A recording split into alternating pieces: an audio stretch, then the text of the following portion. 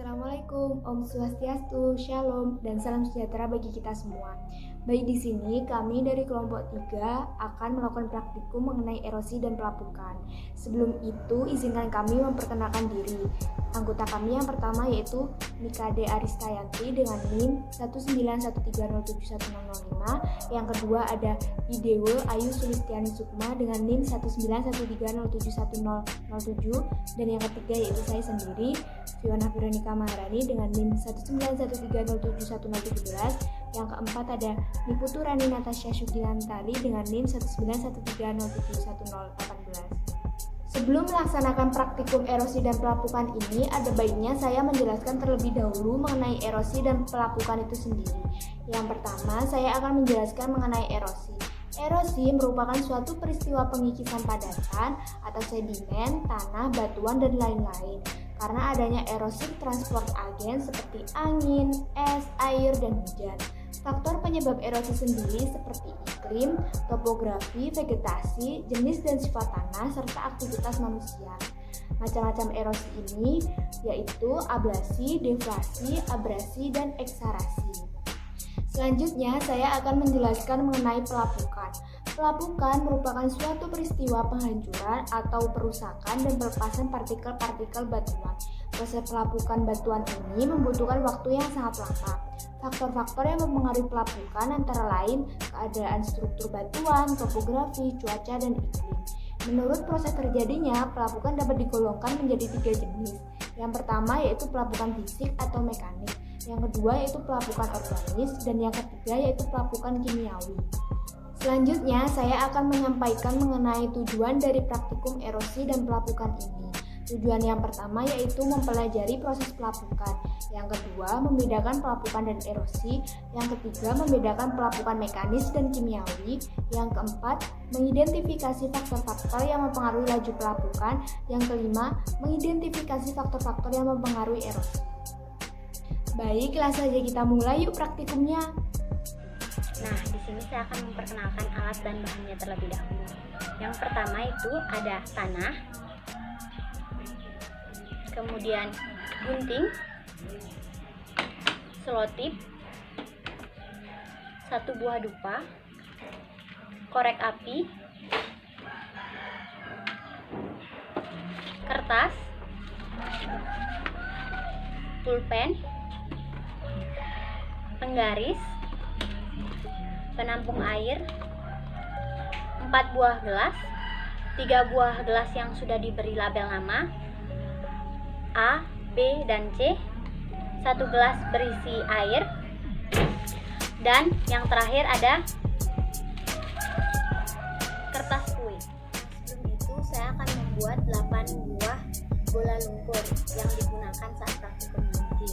Nah, pembuatan bola lumpur ini kurang lebih memakan waktu 2-3 hari hingga bola lumpur benar-benar mengering. Sebanyak 8 buah. Caranya itu dengan menuangkan air secukupnya ke dalam tanah, kemudian aduk tanah hingga merata.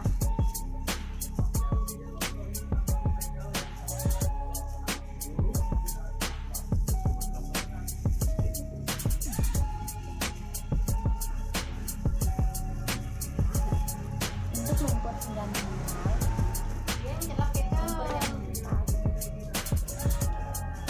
Bem chả bao thì vậy áo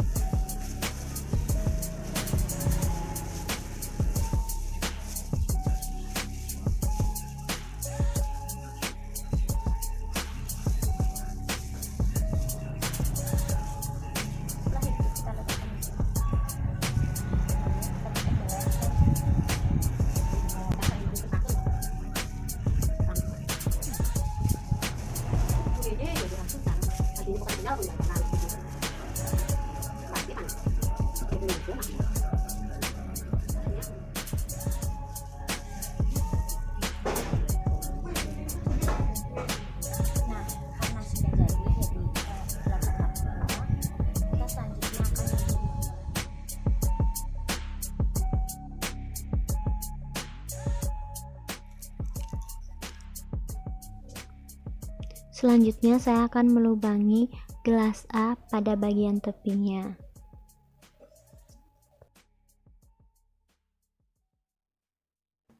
Di sini saya akan menggunakan dupa untuk mempermudah melubangi bagian tepi maupun dasar gelas.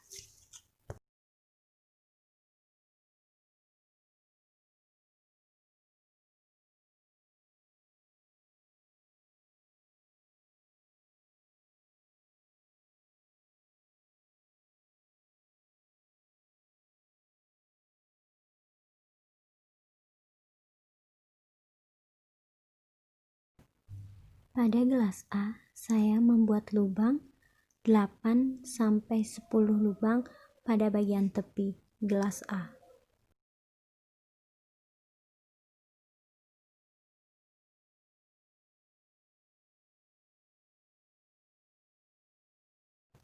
Kemudian pada gelas B, saya membuat lubang sebanyak 12 pada bagian dasarnya.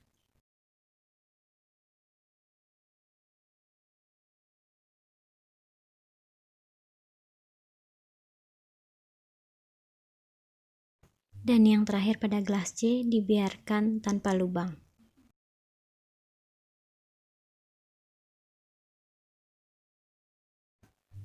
Tuangkan air pada gelas C. Selanjutnya, masukkan 1 bola tanah ke dalam gelas A.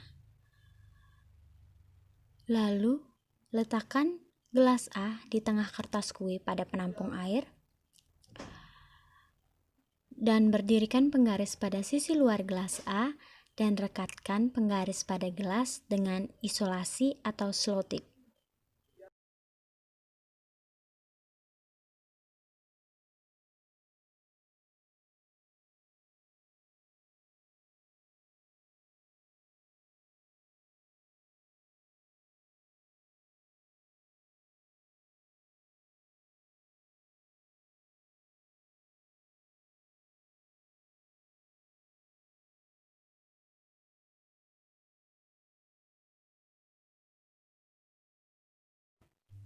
Kemudian pegang gelas B pada jarak sekitar 10 cm di atas gelas A. Kemudian tuangkan air dari gelas C ke gelas B.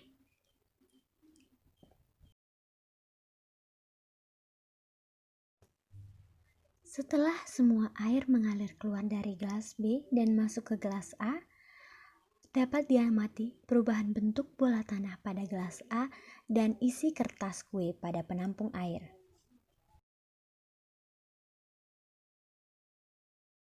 Hasil pengamatan yang kami dapat yaitu pada gelas 1, gelas 2, dan gelas 3, kemudian bentuk bola sebelum proses dan sesudah proses, kemudian isi tempat penampung. Nah, pada gelas 1, bentuk bola sebelum proses praktikum yaitu bulat dan padat. Kemudian sesudah praktikum yaitu bulat tanpa bola tampak basah secara keseluruhan. Nah, tanahnya sudah mulai terkikis tetapi hanya sedikit, teksturnya pun terdapat bagian yang masih agak keras. Kemudian isi tempat penampungnya yaitu airnya tak berwarna. Kemudian ada sedikit endapan tanah-tanah halus. Kemudian gelas yang kedua yaitu bola sebelum proses bulat dan padat. Nah, kemudian sudah proses bola tanah sudah banyak yang terkikis, bentuknya sudah tidak beraturan dan teksturnya pun agak lembek. Kemudian isi tempat penampungannya yaitu airnya keruh dan terdapat endapan, kemudian tanah halus yang lebih banyak dan terdapat lebih banyak dari sebelumnya. Nah, kemudian pada gelas 4 yaitu sebelum proses yaitu bentuknya bulat dan padat. Kemudian sesudah proses yaitu bola tanah sudah menjadi bubur. Tanah juga banyak yang terkikis. Nah, untuk isi tempat penampungannya yaitu air sangat keruh dan terdapat endapan tanah yang semakin banyak. Baik, hasil dari praktikum erosi pelapukan dan mass wasting yaitu dari air, yaitu gelas 1, gelas 2, dan gelas 4. Sebelum bentuk bola, sebelum proses praktikum, pada gelas 1 bentuknya bulat dan padat. Yang pada gelas 2 bulat dan padat, dan juga pada gelas 4 bulat dan padat. Nah, kemudian bentuk bola sesudah terjadinya praktikum, pada gelas 1 bola tampak basah secara keseluruhan. Nah, tanahnya sudah mulai terkikis, tetapi hanya sedikit.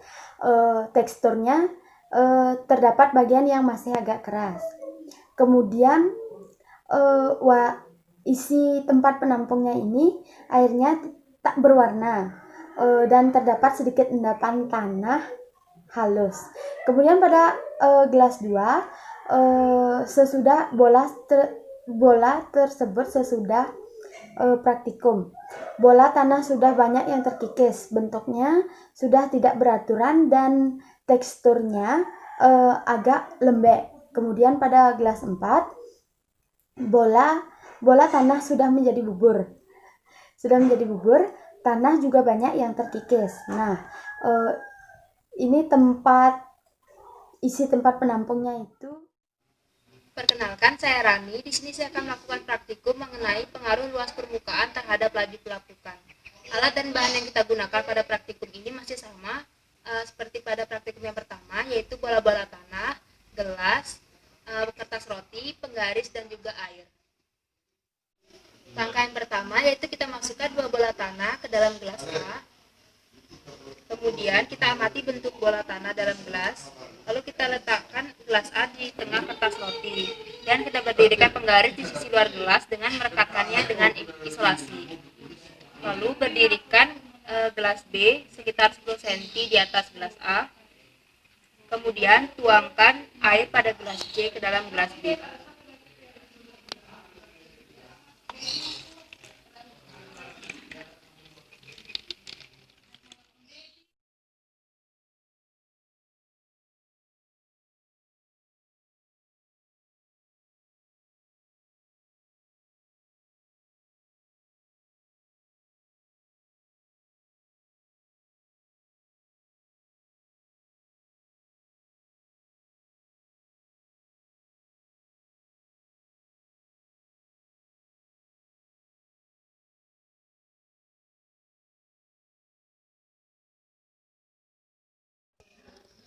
Setelah semua air mengalir keluar dari gelas B dan masuk ke gelas A, amati bagaimana bentuk bola tanah pada gelas A dan isi kertas roti pada penampung air.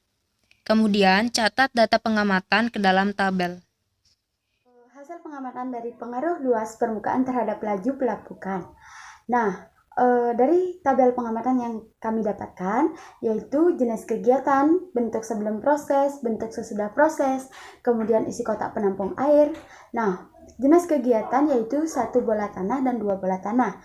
Bentuk sebelum proses sama keduanya yaitu padat dan utuh. Kemudian bentuk setelah proses pada bola 1 yaitu bola tanah tersebut lama-kelamaan menjadi terkikis. Nah, dan karena terkikisnya ini dan terbawa oleh air, teksturnya menjadi agak lembek. Kemudian pada isi kotak penampung airnya, yaitu airnya berwarna keruh dan terdapat sedikit endapan yang dibawa oleh air tersebut. Kemudian pada bola 2, bentuk sesudah proses yaitu bola tanah cukup banyak terkikis dan teksturnya menjadi lembek serta menjadi retak-retak. Kemudian pada isi kotak penampung airnya yaitu air yang pada kotak penampung air berwarna keruh kecoklatan dan terdapat endapan tanah yang terbawa oleh air tersebut. Nah, pada praktikum pengaruh luas permukaan terhadap laju pelapukan ini, hasil yang kami dapatkan pada percobaan pertama dengan menggunakan 1 bola tanah, yaitu ketika bola diberi air maka akan mengalami pelapukan. Nah, mengapa demikian? Hal tersebut terjadi karena bola tanah menyerap air sehingga bola tanah mengalami perubahan bentuk yang semula padat dan menggumpal berubah menjadi bentuk bubur. Selain itu, bola tanah tersebut juga mengalami pengikisan. Nah, hal ini dapat dilihat dari air yang jatuh ke dalam kotak penampungan tersebut. Kemudian pada percobaan yang kedua, pada bola tanah yang kedua, kami mendapatkan hasil yaitu terdapat sedikit endapan dalam penampungan. Hal ini dikarenakan tanah yang terkikis pada bola tanah yaitu hanya sedikit.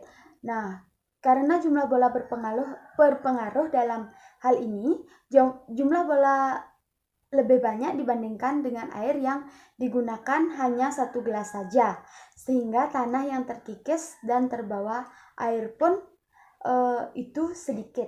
Sekian praktikum dari kelompok kami. Mohon maaf apabila ada kesalahan kata, baik yang disengaja maupun tidak. Terima kasih.